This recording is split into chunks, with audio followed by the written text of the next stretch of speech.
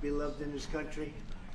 And we've had talks on the war with Ukraine, Russia, and trade. We're doing very well, I think, on both.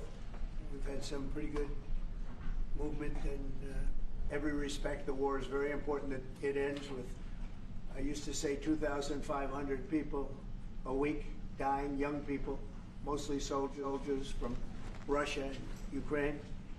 And we want to end that war. We want to end it quickly. And I think we've made a lot of progress. And we'll see what happens. This next few days is going to be very important. Meetings are taking place right now. Additionally, we talked about trade, and we will definitely, we get along very well on trade. We'll do something, but I think the Prime Minister knows that over the years, the United States has been very good to a lot of people, and it's time for us to benefit also. So we're going to have a good relationship on trade, and we discussed other things also. But Mr. Prime Minister, it's an honor to have you at the White House. Thank you very much. Well, thank you, Mr. President. This year is 200 years since the first immigration from Norway to the U.S. We come here early in your term. Appreciate that you take time. We have highlighted that very close cooperation. We are allies. We look after security in the north, in the Arctic. A lot of confidence between our services. We have discussed in detail the war in Ukraine. I have saluted the President for his initiative to make progress towards something that can be a ceasefire and an end to this terrible conflict. It is a complex picture, but it needs political will and push, and we have exchanged ideas on that. And then I think the President and his team have been open to hear our perspectives. And on trade, we have also emphasized that we can benefit, both of us, by trading. We can be complementary, and we can find good solutions. But first of all, I appreciate, Mr. President, the spirit and the tone of this conversation, which has been confirmation of a very strong partnership. Thank you very much.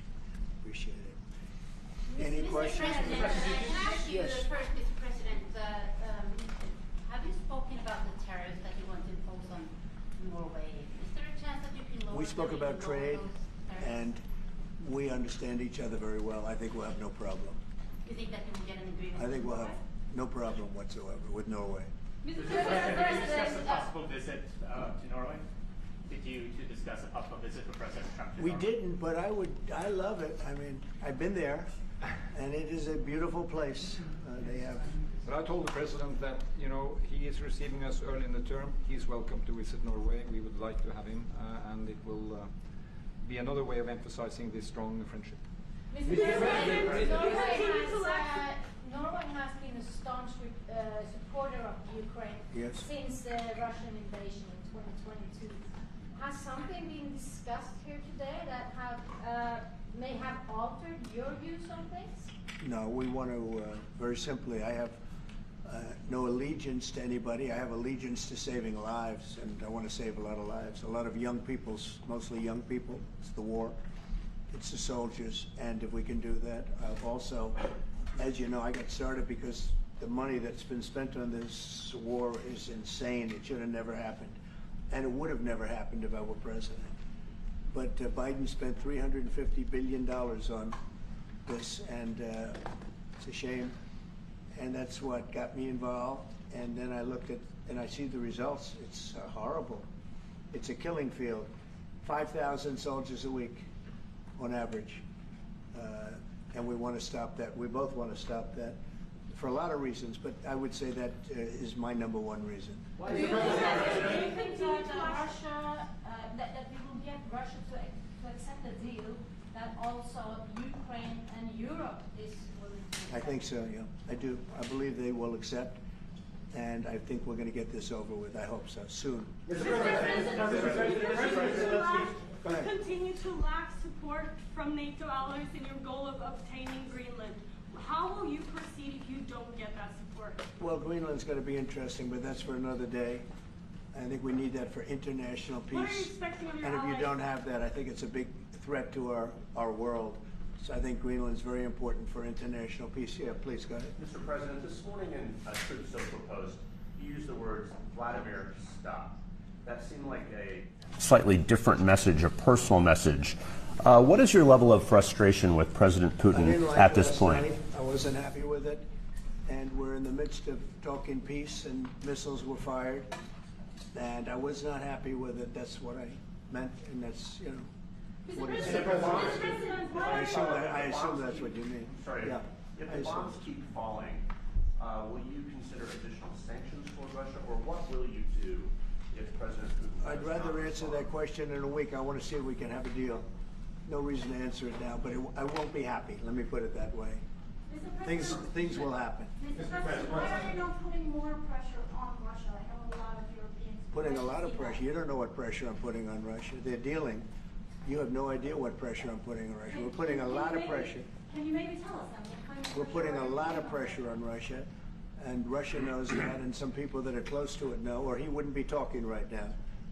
The Prime Minister understands that better than anybody. He wouldn't be talking right now. He's talking, and we're putting a lot of pressure. I think he wants to make a deal. We're going to find out very soon, but it takes two to tango, and you have to have Ukraine want to make a deal too, and they're being hit very hard, and I do believe they want to make a deal. Mr. President, Mr. Prime Minister, if I may. You said that the Ukraine have to give some territory to win peace, among them Crimea. Do you stand by that? And I know that the former NATO General Secretary today has told you that he does not agree, and he believes in territorial integrity of the Ukraine. How will you deal with that with your allies? And do you stand by that Ukraine have to give? Former Secretary General happens to be right here, you know, so they can't put words in his mouth. He's been a great general, frankly. It was because that's what you are. Really, you're a general. But he's been a great Secretary General. We had a tremendous relationship, very successful, and I think he could speak for himself. He's right here. But do you still agree that Ukraine have to give some territory away to win peace? Well, it depends what territory. They've been fighting. They've lost a lot of territory. And we'll do the best we can, working with Ukraine. We'll do the best we can. But they lost a lot of territory. When you say Crimea, that was handed over during a president named Barack Hussein Obama. That had nothing to do with me, Crimea. That was 11 years ago with Obama.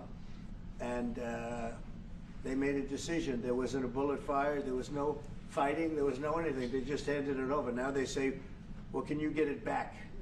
I think that's going to be a very difficult thing to do. That was given by Barack Obama when he was president, not by Donald Trump. Thank you, Mr. President. You have a long You have a meeting, peace Mr. President. proposal that you put on the table. It's a 30-day ceasefire proposal. Your national security team presented it to both Ukraine and Russia. 2 months ago, Ukraine agreed to that ceasefire proposal immediately. Russia has not. And my question is Russia the obstacle to peace based upon that, just getting to that 30-day ceasefire? I don't think so. I think that they both want peace right now. They're ready to do something. We'll see what happens. Complicated, very complicated. But I think they are both very much looking to make a deal. Marco, what would you say? Well, first of all, what was put before our partners was options to discuss about things that it would take to end a war. This war is endable. Both sides just have to agree to it. We've shown them a pathway forward. We've discussed those ideas. It was a good meeting yesterday. There'll be good meetings over the weekend. We've shown them the finish line. We need both of them to say yes. But what happened last night with those missile strikes should remind everybody of why this war needs to end. It's horrible those missiles landed. What's even worse is there are today people that were alive yesterday that are not alive today because this war continues. And the president wants to stop it. And everyone should be thanking the president for being a peacemaker and trying to save lives. That's what we're trying to do here. It's not our war. We didn't start it, as you know. But we're trying to end the dying. We're trying to end the destruction.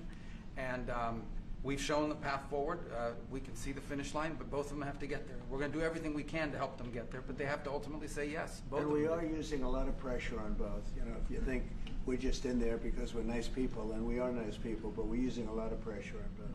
What concessions, Mr. President, and to your national security team, what concessions has Russia offered up thus far to get to the point where you're closer to peace? Stopping the war, taking the whole country. Pretty big concession. Mr. President, if you are going to take down the tariffs, what do you want Norway to buy more of from the U.S.? To buy more? Well, you don't need snow. You don't need skis. You don't need ski champions either, right? You have a lot of them. We just want to keep the relationship the way it is. We've had a great relationship. I think now maybe closer than ever, but we've had a great relationship with Norway. I think just keep it the way it is, kid. You can't do better. Really? Not even by, say, Well, if they want to give us some additional concessions, that's okay. You can't do much better. Yes, yes. Mr. President, you've had a long meeting with Norway today. You said that Norway is doing a lot of things right, but on the Ukraine, if I can ask both you and the Prime Minister, did you find common ground today on Ukraine and the peace plan? Totally. It's totally common ground. The Prime Minister can speak about it, but I can just say he wants to see people stop dying more than anything else, and I'd like to see it end. He's going to help us end it. Mr. President, can I say that to move towards an end of this war, U.S. engagement is critical, and President Trump made that possible. That is clear, that is obvious, it's really happening. Now the important thing is that both parties have to know that they have to deliver, and they have to feel the pressure to deliver. Ukraine is under attack. They are defending themselves. Lives are being lost. And we believe very firmly that there needs to be a ceasefire, the initiative taken by the US some time ago. It needs to be respected. And then to move on to something which both parties can own. That is the complicated part in such a dramatic war. And here I believe Europeans and Americans working together, as we do much closer now. I salute the team of President Trump of being open in that process. We had a good discussion on this today. And then we have to move on, and we cannot lose time because this is too much drama happening. One thing is people losing their lives, but it is a bad thing for Europe, and it's a bad thing for the world to having such a broad conflict going on. It can have ramifications far beyond Ukraine. Mr. President, follow-up question. Sir, Mr. President, I forgot my question. I wanted to ask about. It's all right. That happens to the It happens sometimes, yeah. No, Mr. President, I wanted to ask about the. Well, actually, Zelensky has said that he wants more Patriot missiles. So far, has been no response from the United States. If you, as the United States, decides to pull out of negotiating for peace, trying to broker peace, does that also mean a no on Patriot missiles, a no on sharing intelligence with Ukraine? Let's see what happens. I think we're going to make a deal. And if we make a deal, that'll be wonderful. We won't have to worry about your question. You can ask that question in 2 weeks, and we'll see. But I think we're getting very close. The Prime Minister feels the same way, and we'll hopefully not have to answer that question. Mr. President, Norway is the third country to be officially invited to the White House after Liberation Day. Why did you invite Norway so soon to the White House? Because I like them. And I like your Prime Minister, and I like the way your government runs. And I respect the King. He's highly respected in Norway. It's a great thing, not an easy thing to do. He's done a great job. Yeah. Would you like an invitation to visit the King? Absolutely. You get me that invitation. I just told the President he's welcome to visit Norway. President Trump, first like Carmen, you said before that you like the Norwegian Petroleum Fund, and I'm wondering if that has been up for discussion today, the way that we have structured our money and whether. Well, this fund was created in the late 1990s to save for future generations the income from oil and gas. Norwegians should continue to work as hard, dedicated, innovate, and move forward, despite having these incomes, which we happen to be in the period of our history where we can harvest, and we have transferred that into investments, half of them, by the way, here in the United States. So I think this is a model which we have been able to explore. If we can share experiences, and we do with our colleagues in the US, you never copy this one-to-one, but there can be techniques and way of working that we have used in organizing our fund. Jens Stoltenberg was the finance minister when the first dollar entered that fund. So he's a safe hand to have as a finance minister today. What do you say? No, and as you said, Mr. Prime Minister, we are ready to sit down with the U.S. To also work with them on if they want to establish a sovereign wealth fund, because we have a good experience with our fund. And I think that one example of how we work together with the United States is that half of the fund, close to $1 trillion are invested in the United States, mainly in equity, but also some in fixed income, including government bonds. So this is an expression of trust in the United States, expressed by the strong investment of the sovereign wealth fund. Then just briefly on Ukraine, since it was mentioned, we had a very good and extensive discussion about Ukraine, the path forward to peace. And as the Prime Minister said, we commend the US for pushing forward to try to find a negotiated solution. At the same time, we need to continue to support Ukraine. And therefore, I'm proud that Norway has actually tripled the military support to Ukraine. And this year, we will allocate close to $8 billion to Ukraine. That will strengthen them and also their hand on the negotiating table. If I may add to that, if there's a peace, and there will be a peace, we have a common responsibility in securing democratic Ukraine for the future. And the best security guarantee they can have is the ability to defend themselves. And we are investing in that. Mr. Prime Minister. Mr. President, as it relates to tariffs, Mr. President, when you unveiled your reciprocal tariffs on April the 2nd, the tariff rate for Norway was 15%. Based upon your conversations that you've had today with the Prime Minister, do you see that tariff rate coming down from what you proposed just a few weeks ago?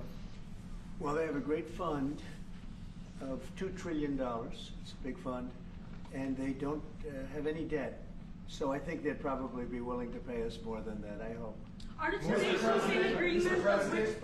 President, Yes. in 2018, your former Secretary of State Mike Pompeo called for an end to Russian occupation of Crimea. Why has this administration changed its stance on territorial concessions for Crimea? Well, the war started. It would have never started if I were president. This is a war that is horrible. All wars are horrible. This one is in particular bad. And I don't know that you can ever say there's going to be a winner to this, because so many lives have been lost, not only soldiers. I mean, a lot of lives have been lost. I think that we want to do one very simple thing. It would have never happened if I were president. Zero chance it was going to. And it didn't. People say, how do you know that? Number one, it didn't happen. We never even discussed it. I would talk to Putin about it. It was the apple of his eye. Ukraine was the apple of Putin's eye, but there was never even a thought that he'd go in. And I think he understood that I would not be happy if he did. And it was only when I got out, and when you mention what happened to Ukraine years ago under President Obama and a vice president that was also president later, unfortunately for this country, what happened is large chunks of land were given up, and it was called Crimea, and that was a big thing. That was a big moment. But this isn't my war. This is Biden's war. This is a war that Biden was president when this war happened. But I'm trying to put out the fire, and I think we'll be successful. And if we do, we're going to save a lot of lives. Otherwise, and the Prime Minister had a statement. He said, "This is just a point in time. We're very lucky because this is a point. And if this doesn't happen, this could go on for a long time." Mr. President, will you have meetings with other world leaders when you're in Rome, sir? Future Democrat president? I don't think he will. I think he wants to make peace. I think he wants to end it, and I feel pretty confident of that. But we're gonna know pretty soon. Mr. President, will you have meetings with other world leaders when you're in Rome? Yes, I will. Which leaders do you want to meet, sir? Well, I'd like to meet them all.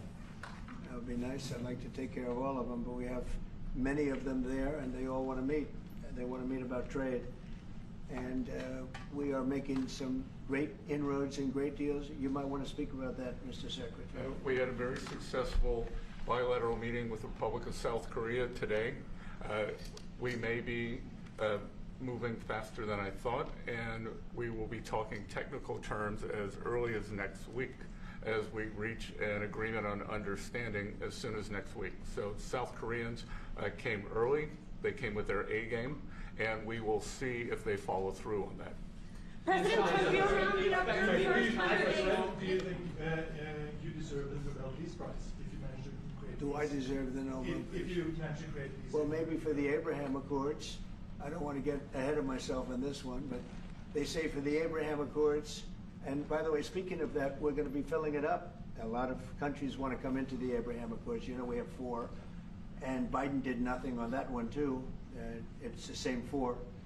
But they're great countries, and they were brave doing it, and it's worked out very well. And we're going to be filling up the Abraham Accords. They're going to be, I think, filling it up very rapidly. Mr. President, could you say something about that? There's great, enormous opportunity to grow the Abraham Accords. But I would just point to one thing. Of all the leaders in the world today, no leader is working harder to prevent wars or end them than President Trump is right now. I mean, that's why we're talking to Iran. That's why we're engaged with Ukraine and Russia. It's the desire to prevent these wars from breaking out and to end the ones that exist already.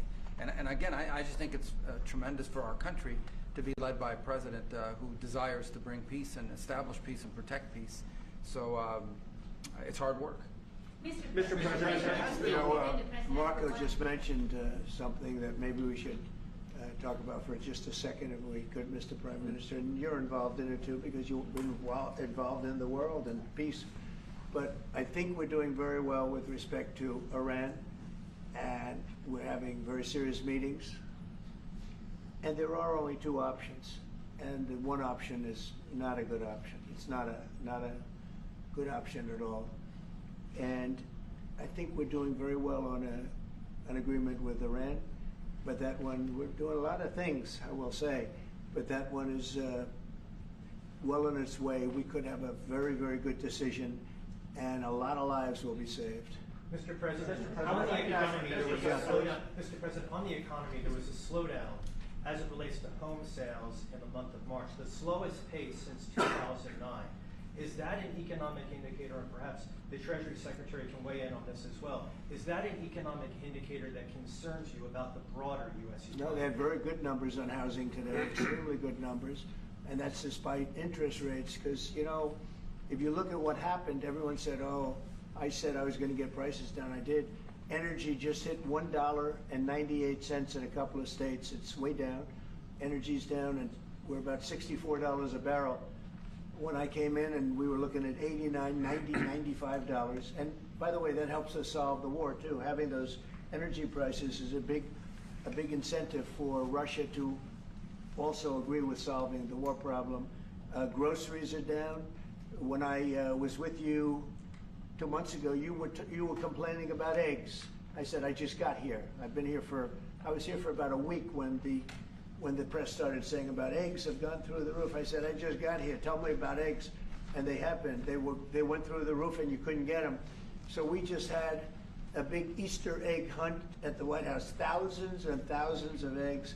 And the price was down 87%. So we did a great job. Housing is doing very well. We should lower interest rates. That's the Fed. I hope they lower interest rates. That's a smart thing to do. Be ahead a little bit, although already it's a little bit late. But in the end, we just have a great country. We have a very strong country, and we have every other country. I can't think of one country that doesn't want to negotiate a deal. And they either negotiate a deal or we set a deal that we think is fair. Because we don't have to go through all of these. It would be physically impossible. You know, you have so many people that really understand it, which is a very small group of people here. And we are going to, at some point, just set prices for deals. Some will be tariffed. Some treated us very unfairly. They'll be tariffed higher than others. But we've been ripped off for many, many years. The United States has been ripped off like no country probably in the history of the world has been ripped off for 45, 50 years. And countries have gone rich by doing that with the United States. We've taken care of their militaries, and military is another subject we talk about. We're not going to make that subject to any of the deals, but you know the same countries that I do where we virtually take care of their military and then don't get treated fairly on trade. So the people, and I don't blame those countries, I blame the people that sat at that beautiful desk right behind you, because those people didn't do the job for this country, and they let us lose $4 billion a day on trade. We were losing $4 or $5 billion a day on trade when I got here. And now we're going to be much better than breaking even. And we're going to be making $4 or $5 billion a day on trade. So, I don't blame any country, not the worst of them. We were abused by countries. I blame the President of the United States that happened to be sitting when these deals were made. Disgraceful. When I was here, we had a great 4 years. We had the most successful economy in the history of our country, my first term. And we were very tough on trade. And with China, as you know, they paid hundreds of billions of dollars in tariffs. But nobody else ever did that. China paid not 10 cents to any other president. And but not only China, virtually every country got away with murder. And we just can't let that happen. Thank you very much, everybody. Thank you very much. Appreciate it. Thank you very much. Thank you, President. Thanks, everybody. Head out. Please start moving. Thank you. Thanks, everybody. Thank you, press. Head out. Let's go. Thank you. Thank you. Keep going. Keep moving. Thank you. One little mistake. So, one mistake. Peter, out. Thank you. Sorry. I just finished. Thank you. Thank you. Thank you. No more photos. Thanks.